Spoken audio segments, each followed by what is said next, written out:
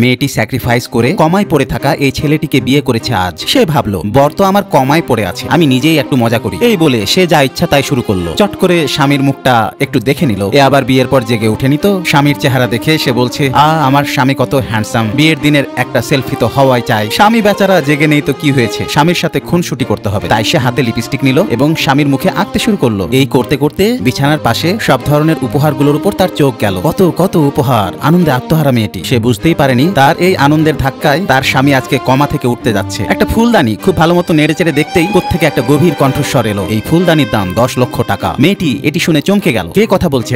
কে কথা বলছে? ফুলদানিটি তার হাত থেকে পড়ে যায়। এমন শব্দ শুনে তার দাদি শাশুড়ি ছুটে আসে। দাদি এসে দেখে 10 বছর কমায় থাকা তার নাতি জেগে উঠেছে, কিন্তু টেনশনের সাথে লক্ষ্য করে নাতির চেহারায় কি যেন হয়ে গেছে। এই সময় নাত বউ খাটের নিচ থেকে বের হয়ে আসে। বের হয়ে বলে, আমি লিপস্টিক দিয়ে এঁকেছি। দাদি শাশুড়ি তো এসব দেখে হেসেই কুটি কুটি। দাদি খুশি হয়ে বলে, তুমি আমাদের পরিবারের সৌভাগ্য নিয়ে এসেছো, তুমি অনেক মিষ্টি আর আচরণে অনেক সহজ, হাসি খুশি। কিন্তু ও মা, এ কি কাণ্ড। ছেলেটি ঘুম থেকে উঠে বলে, আমি এই বিয়েতে রাজি না। মেয়েটি বলে, আহা, তোমাকে দেখাচ্ছি মজা। ছেলেটি আসলে জানে না এই মেয়েই তার ছোটকালের প্রেমিকা।